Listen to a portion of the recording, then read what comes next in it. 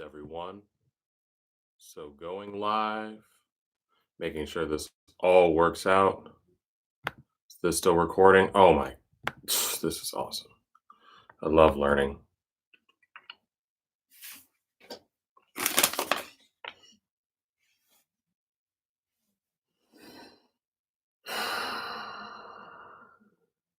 All right, for you two people just waiting. Okay, there we go. Peace, everyone. Hope everyone's having a great day today. So today's topic is going to be balancing the polarities. So the best way just to get right to it to explain, it's about talking about masculine and feminine energies. To start out, I want to bring clarification on when I say masculine and feminine energies, what I'm talking about. I'm not talking about being manly or being ladylike. I'm talking about more of the universal cosmic principles of what electricity looks like and what magnetism is. When we're speaking about masculine and feminine energies, it's deeper than just a gender. It's truly the way an energy moves throughout the universe, throughout the cosmos, the way it looks. So today we're talking about masculine and feminine energy and the balances in between. And so feel free to ask questions when it comes up, and then I'll get to it. I have a few right here.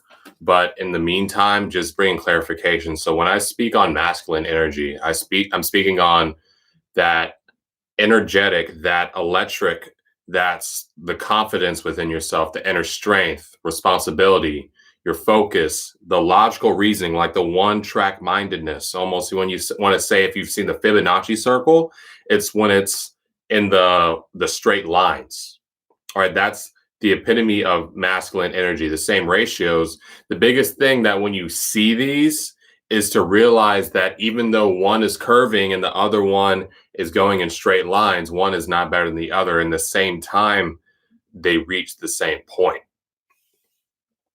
And so the masculine is the protectorate, being clear, setting boundaries, having courage, discipline, certain, and of course, assertiveness. And I want to bring clarity to this. There is a difference between being assertive and being aggressive. All right. So when it is aggressive, aggressive is that imbalance of masculine energy, or commonly known as toxic masculinity. So you hear this thrown out all the time. But one thing that's really interesting to me is when they say toxic masculinity, it's always talk about, oh, it's a way of talking about patriarchy. And it's not a way of talking about, oh, the imbalance of masculine energy within most humans around the world, because that's just where we're at in the procession of the equinox right now. That's just where we're at in the global cycle. So that's the nature of what the cells on the planet, humans, right, look like and how we behave. We're in a shift of this energy right now, moving towards a collective balance. Just to be clear, I'm not saying you're in balance. Let's talk about the theme of the 7.7 billion people on this planet. And so now we're going to move over into feminine energy. So what is a balanced feminine? A balanced energy is that unconditional love, stressing on the unconditional love, that connection, the stillness, the understanding, the flow, being nurturing, that radiance, the surrendering, the tenderness, the kindness, the intuition, the creativity, feeling, the emotions. And along with surrendering, it's allowing something to happen. It's not like trying to stop it. It's like, hey, this is already in place. I can't change anything. This is going to keep continuing. That's what a balanced feminine energy is. So to get to the first question, how can you have balance and femininity and masculinity? So again, to bring clarity to this, I'm speaking on the electric and the magnetic energies within a being. I'm not speaking about being manly or being womanly. These are more universal principles. So in order to have balance between masculine and feminine, the first thing you need to do is be honest with yourself and start to be reasonable about what are you doing. Are you taking track of how you're behaving. Journaling, I like to say, is the best way to really get a good read about yourself because you'll see it in your own words how you're behaving. You're not relying on what someone else says in that mood and their influence in your life where you put in the brain to influence where you're going. But by journaling and seeing, okay, well, this is how I was dealing last month when I was going through these times, or especially now in Corona, a lot of people are in their houses and a little more stressed out than they normally would be, or other things are coming up. It's a great time to journal to start to learn about how you behave at these times where the stakes are a little high. It's easy to see how we behave or want to act like that's how we are when everything's are good. But when everything is kind of uncertain, that's sometimes when the truth comes out of all of us. And in that time, it's a great time to learn how to write stuff down. And then, most importantly, when you write something down, go back and read it and then reflect on what you've written.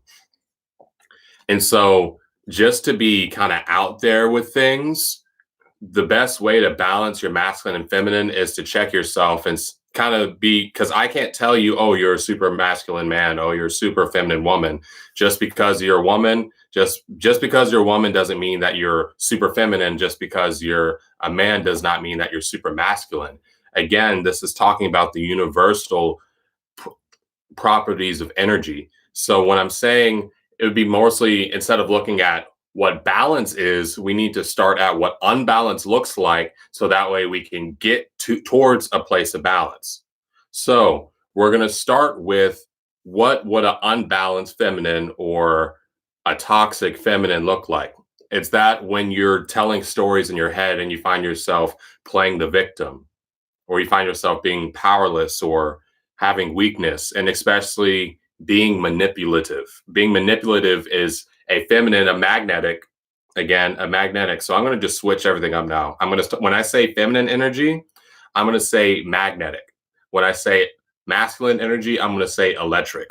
So that way you could start to get in with this electromagnetic energy that makes up all matter in the universe. So when this magnetic energy is out of balance, it becomes when it's withholding or needy, especially or being codependent. If you find yourself having a history of codependency, that's your inner polarity is leaning a little bit more over towards that feminine side, that magnetic side. When there's a level of oversensitivity or over emotionalness. And the best way I like to say it is by going with the book of four agreements, when you take everything personally. Because at the end of the day, it's not about you, it's not about me. Something that someone says to you or about you has more to do with where they're at and how they're broadcasting that towards you, and less about, okay, I was just going about my day and then they started yelling at me, and okay, well, I must have done something wrong. No, this person started yelling at you because they're at an uncomfortable place inside. They don't feel good about themselves. Something happened to them at work, so they're going to displace this energy onto you. All right. So with that, you want to keep in mind that when you're becoming at a place where you're feeling powerless, where you're overly sensitive, when too much is going, oh, it's about me, so I must do something about this, or especially being codependent. And almost a better word of codependent is being parasitic. And so, because codependency, when you look at like animal relationships, they'll sometimes, some of them you'll see codependency as something that's balanced, but I'd rather say when something is parasitic, because when something's parasitic, it's when you notice that you're taking more than what you're giving. When you're taking more than what you're giving, at that point, that is an imbalance of magnetic energy. That is an imbalance of feminine energy. And to start to realize that, and then, like I said, be honest with yourself. Be honest with yourself about, this is how I'm behaving, this is how I'm acting. And then you could start to take some more steps where, okay, if you're being codependent, start to put more into that relationship, or put more into yourself if you find yourself in a codependent relationship that's not about like just talking or like behavior or something in a workplace. Or if you find yourself being needy or playing the victim, empower yourself.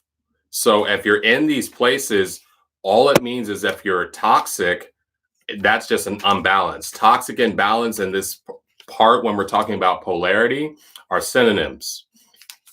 So then we're going to get over to what does a toxic masculine or wounded masculine imbalance look like.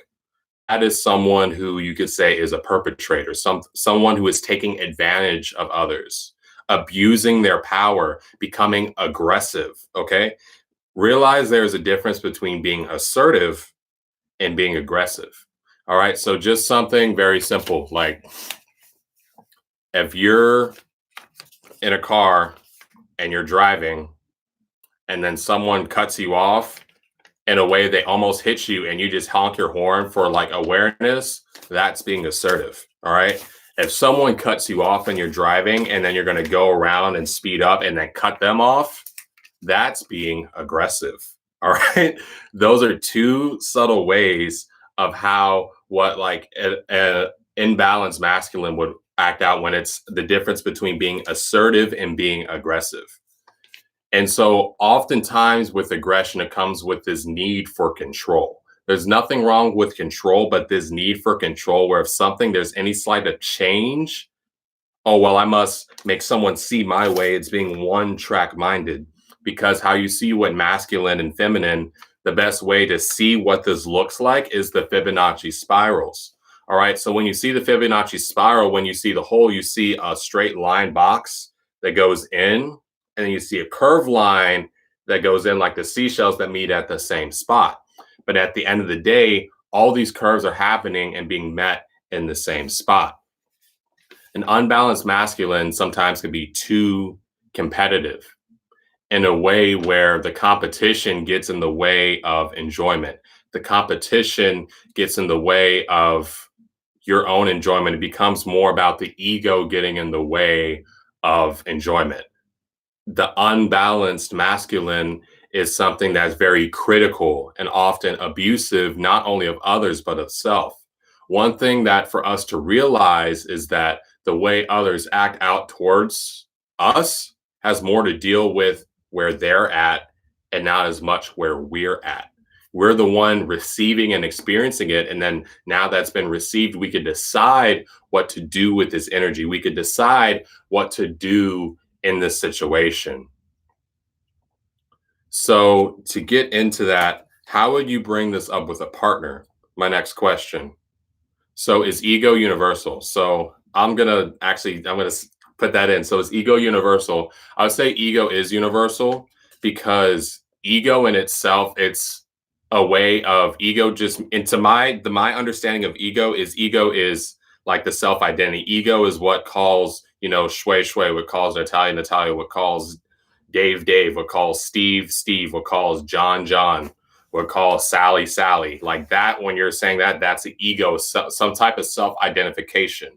That is ego. And that principle of itself is something that's universal. So that's why I'm not going to say it's a masculine principle, it's a feminine principle. That's more of a sense of self identity in the way of get a little spiritual for a second. It's in the way of saying, like, when you're in this body, this is me. That is ego. So I would say if you're going to do this exercise, ego is when you say me, and more of self or spirit is when you say I. That's the difference. The I is the straight line. I is a straight line of all the chakras lined up in one spot. That's why it's just one letter and it's a straight line. That's my understanding. I'm more to do the I. That's the I and not like the EYE. I'm not a big fan of that. But for that, once you kind of see ego as being something that's universal in a way that like, oh, this is the way someone's identifying, when the ego starts getting the way of it's like, oh, I want you to see that I did this. Oh, I want you to see, like, it's the type of thing where that gets in the way of actually your own enjoyment of it's more important to have your name on it and to get recognition rather than for something to be a benefit. It's more when it gets unbalanced, when it's more about the credit or being remembered or that someone else is going to see you do it or they're going to see it. That's more of when you could say the ego gets in the way. Because, and likewise, I would even say they talk about enlightenment and the journey to it. You have to be egoless. Someone who somewhat disagrees with that, because the ego is even what pushes the self to keep studying, to keep meditating, to keep doing these things, because there's some reason to it. If there was no ego to it, you just kind of be like, oh, well, it doesn't really matter. Like, I'll get there when I get there. But this ego, when it's kept in check and in balance, is something that can push you towards something. It can push you towards achieving something, because at the end of the day, you said you would do it and you're going to keep the word to yourself. That's, I would say, the ego imbalanced. Trying to get rid of ego. When I say ego death, I've had one myself. That was more of like me realizing, hey, this isn't all this stuff. There's a lot more to this. So me trying to think of, oh, it's about me. I'm going to get this big house and this car, da, da, da. Well, none of it really mattered, because I realized it doesn't really exist in the first place. There's higher reasons to existence. There's higher reasons to why I'm here on this planet, conscious at this time, being able to channel and speak. There's more reasons than acquiring material things. And it was a way in a experience that just like literally slapped me in the face, and I was crying, and I was like, what is going on? None of this is real. I need to meditate and like be by myself for like 3 days, because I don't even know what's real anymore. And then I came back and learned how to readjust. But to go into the next point, at what point is feminine toxic? At what point is masculine toxic? And so again, all toxic means in this way that I'm speaking is when it's unbalanced. Just like anything, when it becomes too leaning one way, it's unbalanced. Like I like to talk about when they say, oh, in a relationship, you want to meet your better half. All right. But for that, I'm one to fully disagree, because two halves make one. So why don't you make two ones and be synergy and make three? That makes a lot more sense. Because if someone is super feminine and someone is super masculine, both of them thinking that they're going to balance each other, well, instead, you could imagine that one person who's super feminine is leaning to one side and has a crutch on this side. And the one person who's super masculine is leaning to one side and has a crutch on the other side. It doesn't make any sense to get two crutches and you're going to think you're going to be walking all good. Nah, you got to have strong feet and be strong legs and be solidified in both. So what I would say, what I already talked about this a little bit, but what a toxic feminine, toxic use of magnetic energy, this is not talking about women, is not. Just like toxic masculine is not talking about men. It's more of the use of masculine energy, this use of direction, this use of electric energy used too much, not letting the flow go with it. If you're too rigid, you're one track and not able to see, hey, I'm headed towards a brick wall, right? If you're seeing, oh, I'm going to head towards a brick wall, well, I could push through it, and keep banging your head and keep banging your head and keep banging your head and keep banging your head, and then wondering why something else is going to get different. That's an imbalance of masculine energy. Everyone's done that at some point in time. And then learn how to curve out of it, use some of that feminine energy and flow with it. But then on the converse, if you're flowy too much and just kind of going with it, what happens? There's no form, there's no direction to it. It's just kind of moving everywhere at once, just to say that you're moving everywhere at once. And what happens when this is super imbalanced? Nothing really gets done. Things become very messy, become super unorganized. And this happens a lot to artists and creative, because we're channeling a lot of that feminine energy to use to create. But when it gets unbalanced, there's just all these half-finished products around and nothing's been creative. That lack of that masculine, that electric energy coming in to help balance it, to be like, all right, well, I need to finish this project. All right, well, yeah, I kind of notice the way that this litany of things I'm doing, I see the purpose and track of it. There's a purpose to this. The ideal self is someone who is balancing their masculine and feminine energies within. That the electricity masculine and the electricity masculine and the magnetic feminine, to make that electromagnetic energy that you see all the time, right? That's what it's about. If anyone has any questions, feel free to ask. I'm just going to kind of keep going and please ask questions. I only had a few questions today. So if you could ask them, that would be brilliant. Um, so to kind of get more into this, the natural feminine energies, because you see now I see a lot of this that says the future is female. I know I'm going to make some people a little irritated with this, but I would say no, the future is not female. The future is feminine.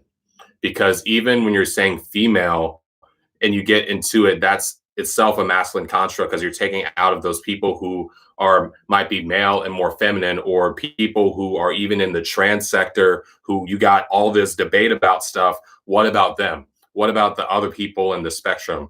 I'm speaking more of the future is feminine in the way that going to be able to get to the same point, and what success will look like are for those who are more creative, things that are going more intuitive, things that are more caring, things that have to do a lot more with love, things that have to go with dealing with the flow of life.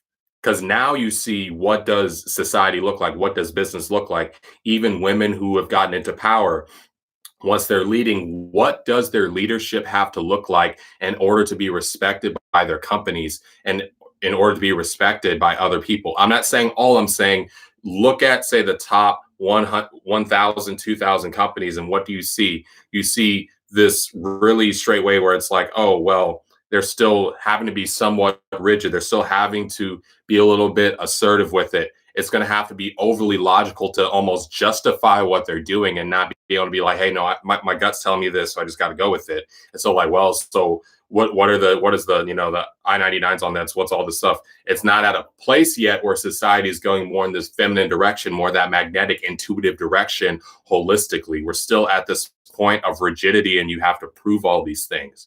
But as we're moving forward again into this age of Aquarius, it's more about moving towards a feminine as a whole. And so with these, how you balance the self is you start to first, I like to say, journal. Realize where you're at and be honest with yourself. You really need to be honest about like where you're at. And the thing is to look like, where does imbalance look like? So say what an imbalance feminine looks like is if you're playing the victim a lot, if you find yourself powerless, if you find yourself manipulating others, if you find yourself withholding information, if you find yourself being very needy or even codependent or so sensitive to the point where you take everything personally, read the book Four Agreements. It's not about you. It's really not about you. Once you start to see it's not about you, everyone else is having their own experience and projecting that on you, that helps you be able to kind of manage and navigate the situations more.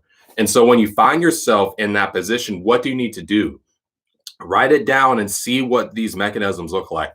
I have a course on Skillshare that is free, FREE, like truly free, called Getting Unstuck. Go to Skillshare.com, type in Getting Unstuck, and you'll see it. It's like a 20, 30-minute course. And I walk you through kind of how to find these, like, oh, what's going on in your mind? Like, where am I actually messing up? What's the story I'm telling and how to go through it? Once you're there, what you could do is start to have, because first we need to know what's going on with ourselves and be honest until we can move forward. Because we have to know where we're in balance in order to find balance. Just like, say, if your left arm is weaker than your right, you have to know what your left side's weaker in order to be able to exercise that. It's not just like, well, I'm going to do all this stuff and then kind of hope for the best. Because what happens is, if you just go forward without knowing what's happening, subconsciously your strength, or that part that's imbalanced and being stronger, like in this case, what's stronger is often the one that has imbalance, not the one that's weaker. And then that's going to take over when it's not necessary. So if you find yourself playing the victim, being powerless, being weak, being manipulative, being withholding, being codependent, start to find that inner strength within yourself, having more focus and having some logical reasons to why you do some things that you do. Oftentimes, and someone who is acting in an imbalanced magnetic way or in an imbalanced feminine way is going kind of with the feel and with the flow, almost so much so to their own detriment, and to a point where, hey, let me actually have some type of logic to why I'm behaving like I'm behaving, or to why I'm acting like I'm acting. Start to find some stability or some direction. A big thing that will help is, if you find yourself playing the victim a lot, start to change some of these narratives into like how you could put yourself in a place of power. Just like in the movie, what's it called? It's the one with all the emotions have our feelings and they're acting out. It's a Pixar film. It's gonna come to me. But anyway, in that movie, they have like a the emotions. They have this ball, and it's a sad memory because she like lost a championship and she was crying. And then the joy character spins it, and then later on, when she's spinning it, she sees that part of sadness led her to her mom talking to her and cheering her up, and then all her teammates actually making her happy. It was one experience, but what was another perspective of how we can start to empower ourselves? Affirmations work really well too to start to bring yourself into a place of power and find places of support. On internet, there are places of support for you out there. If you're really looking, you could find this. You could put this in. And how do you put this into practice? So I would say the best way to put these things into practice is, especially if you find yourself in a place where you're a little leaning too much towards the feminine imbalance, right? So when you find yourself maybe a little not too pushy, but you're kind of going like ebb and flow too much, pick something up that I'm a big fan of, like exercise in a way, because it's a good way to be an outlet to bring things without. Get into something that's a little bit more assertive. So some things like looking up, like honestly, like boxing or kung fu, or especially if you do yoga, maybe stay away from the yin a little bit, start to go in more yang with your practice. So start building up strength, doing things that are really using that sense of willpower within yourself, really lighting up that fire in the gut. Some things too, like eating warming foods, can help a little bit too. But like most things too, it's more about, first, I say this a lot, but being honest about where you're at, and then writing it down to remind yourself, because the person who lies to you the most is yourself. And that is true. The person who lies to me the most is myself. Sometimes I got to call myself out my own shit, from like literally, you see me making all these videos. I can't tell you how many times it's been like 2 in the morning and I'm editing a video and I click on something randomly on my own page and it's me calling me out on what I'm doing and how I need to do it. Like, it's actually, it's kind of crazy, but it's not, because at the end of the day, some of the best teacher lies within all of ourselves. All that's doing is, when you listen to me or when you listen to someone else, they're helping you hear something that you already tell yourself, but we get parent deafness from hearing it from ourselves. From hearing it from me or from hearing it from someone else, it's a nice reminder to be like, oh, you know what? I was thinking that this morning. I guess I really do need to do it. Like, let me take action to this. Like, I actually need to take a step forward in this. And for this, if you're finding yourself in this feminine imbalance, it's like all this change is uncomfortable, to get yourself to more a place of being more assertive, being more capable, being for a place of clarity, and to a place of flow, a place of surrender, and almost in a place so much where it's not a surrender where it's like, oh, no, surrender when it's like, if something's holding you back, like if it's water, and it's like, if you left a water glass outside on the porch for 2 weeks, it's going to look a little funky and start having mosquitoes in there. Sometimes it's okay to, just pick it up and just chunk it out. Like, it's okay to do that, to surrender and just let it happen, because otherwise, when something doesn't move, it becomes stagnant. If the water's moving too much, it becomes cutting and damaging. But there's a place for both. There's a time for rest and to be still, and there's a time for movement.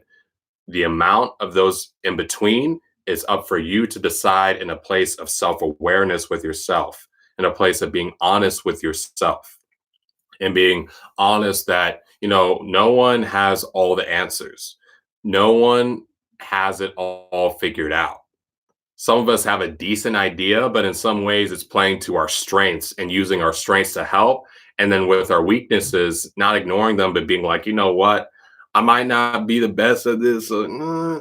So instead, like, focus on the strength and find someone who might have that strength that is your weakness, even as a friend. And from that, you'll learn what this looks like in a healthy way. So some things too with this, if you find yourself being either you could say too aggressive or abusive or unsupportive, unstable, like in the point of when it's like when I say unstable, it's kind of on both sides. If you're unstable to the point where you're not going to move so much that when the wind blows, you don't want to bend with it, it's going to break you in half. Or are you going to be like that, that string in the wind that just kind of goes with everything? If you're finding yourself in either of these positions, oh, excuse me. Mm. Oh. Excuse me, I'm probably gonna have to edit that out of the actual one. But if you're finding yourself in any of these positions, it's good to start to find that place of center.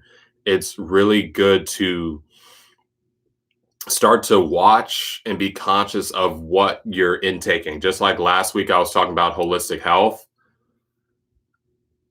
You need to start to see who you're surrounding yourself with and kind of seeing about how they behave and how they react with everything. Because oftentimes the behaviors we do are a reflection of what other people have done towards us. And for that, we're kind of the average. So for that, you hear all the time, oh, birds of a feather flock together. Oh, you're the average of your five closest friends. That's true because you would say, like, in music, right?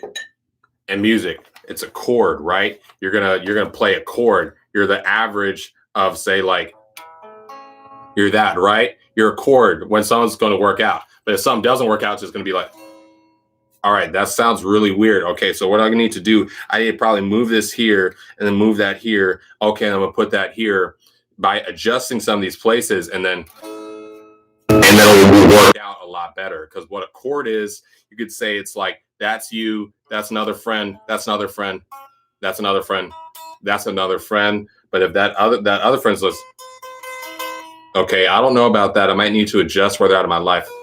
Let me put them. Okay, that works out. That works out pretty well. In that same way, that's just a chord. It's five things, right? Five notes. We all have our own vibration. We have our own harmonic or something. Likewise, in your life, start to notice how are you in harmony with these other people? Are you aligning in your goals? Or is this person actually pulling you to be something greater? Or are they pushing you or holding you back to be something that you're not anymore? And to be honest with that and to make changes. And in some of these times, it's necessary to be at a point of absence, to be at a point where really nothing is going on, because in that absence, and then start to meditate and manifest, write down the characteristics of people you want in your life. And one thing I saw, I loved it. I'm not a big fan of fake it till you make it. It's about you need to be it till you see it in yourself, right? And once you get to be it, you'll start to see it not only in yourself, but with the others around you. Because when you start to be acting like that and carrying yourself in that manner, will you then actually start to attract people just like that? Because now you're actually at the level where these people are around you and you're with other like-minded people. Sometimes that takes a space of vacancy in order for that void to be filled. Because again, how can you take on more when your hands are already full? We can only talk to so many people. We can only have a healthy relationship with a certain amount, but until it becomes like kind of sketchy, or like I want to say it was like this one app. They said it was like 131 relationships or something is the max that any human could really have, like no matter what. Um, for me, I like to keep it lower at like seven. Well, when it's say like really close, that I say influence on where I'm going, and I found that just works for me. And to be aware of, okay, I'm acting this way. I might be gossiping a little bit much, because even gossiping, that's what almost imbalanced feminine looks like. All right. And what does, say, imbalanced masculine look like in a social situation? Down talk, or wanting to like always, because you see this often. You see, it's kind of, you see it in the media, right? And the media often shows us imbalanced versions of ourselves, like subconsciously. So be careful what you're watching. But you see it's like, oh, when all these girls are together, all these women together in a film or something, they're gossiping, right? And then when you see all these men together, where they're doing they're making fun by making fun at each other, and not like a, oh hey you're funny. No, they're like talking down at this person and insulting them in a way where it's like the butt of the joke is their friends, and like playing the dozens. All right, you want to watch what your circles look like, and then start to readjust that, or even like kind of check about what type of media are you engaging in. That's something I and that's something that's an ongoing battle. That's an ongoing state of awareness, because you see a lot about, oh, TV. Oh, that's why I don't watch TV. Well, we don't watch TV, but they didn't even know we'd have TVs in our hands.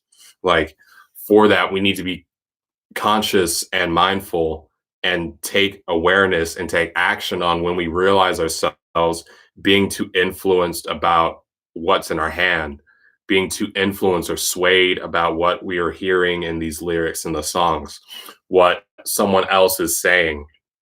In the way, if it helps you, yeah, that helps you. But especially in the way of like or the biggest thing is like, you see this principle that none of the thoughts in the mind are yours.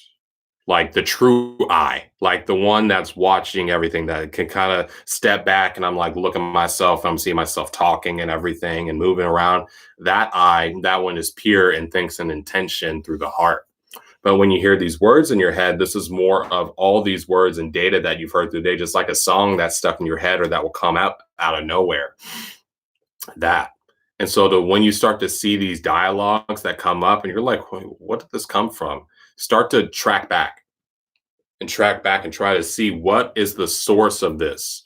Where is this lake, that this river of this train of thoughts coming from? Where is this the hub for where this train left the station? I just see somewhere on the tracks. All right, let me walk backwards and try to find where this whole thing started in the first place. So, with that being said, if I have any other questions, I'll get to it, but going to have this one a little bit short today. I would like to put a few videos out on this too in the future, because for this, I find this balance of masculine and feminine energy. It's always something that we're doing every single day. It's not something that's like, oh, well, I'm balanced. All right, good. Just like, if anything, when you're actively balancing, like the best way to do this is like on a board. If you're doing yoga and you're standing on one foot, it's not like, oh, my foot's up, I could just chill. No, it's you're kind of making these micro adjustments all the time to stay at this place of balance. Likewise, in our life, we have to start making these little adjustments here on there in order to stay. Or if you see like those surfer balls where it's like this, like pretend like my leg is a thing and it's always swiveling, and the people are balanced, they're kind of like this, might be still, but internally they're moving. You need to learn how to move and sway to keep that place of balance by being aware of where you're really at, being honest about when you have your good days and when you have your bad days, when you have those days in between, and then knowing what you need to do in order to not only feel better, but to get back to that place of center. And with that, I'm going to go ahead and close. I think there's a little bit of lag on this thing, but until then, I'll see you next week. Have a nice day, and namaste.